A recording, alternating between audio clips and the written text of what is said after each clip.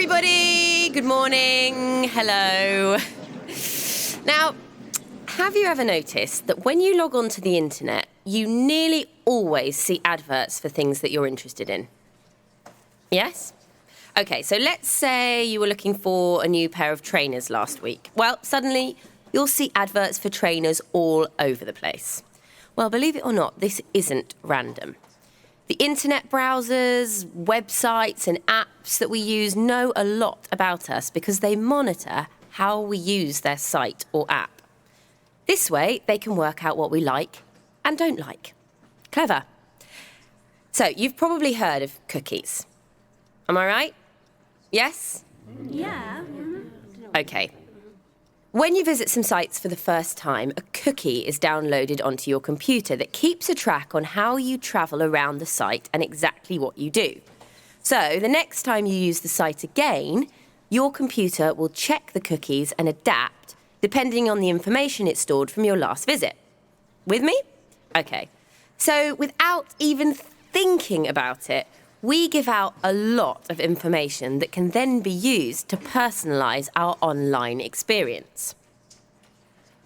Now, I saw a great presentation last week by the internet activist Eli Pariser, and I want to tell you a little bit about it. He wrote a book a few years ago called The Filter Bubble, and I think it's something that we should all know about. Here's the book. We actually have it in the school library if you want to borrow it. In this talk, I'm just going to give you a little taster.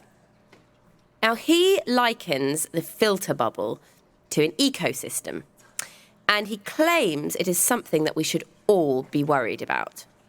Now, after reading his book and watching his talk, I've got to say I agree with him. I think it's something you should all know about too. So, let me try to explain using a simple example. Imagine I support a political party. So to keep this really simple, let's call it the Yellow Party. Okay, so let's say I have lots of friends who also support the Yellows, but some of my friends support the Reds. Now, on my favourite social media site, I want to see the posts from all my friends, but I tend to click more on the links that are posted by my friends who support the Yellows, like me, obviously. Even so, I do still want to see what the Reds are posting about. With me? Okay. Now, a few months ago, just before the big elections, I noticed something quite weird happening on my news feed. I noticed that my friends who support the Red Party had almost completely disappeared from the site, and I was only being shown posts from my Yellow friends.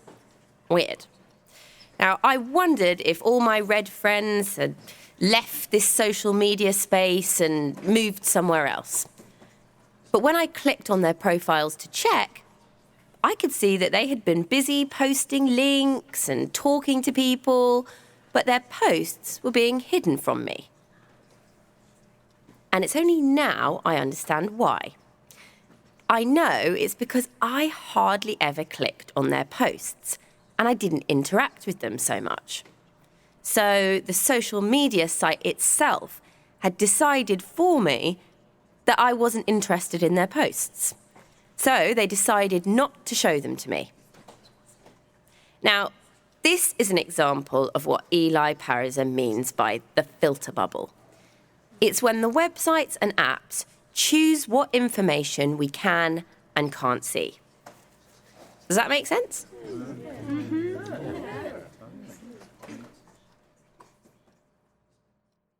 This recording was brought to you by the British Council. To find others like it, visit www.britishcouncil.org/learn English Teens.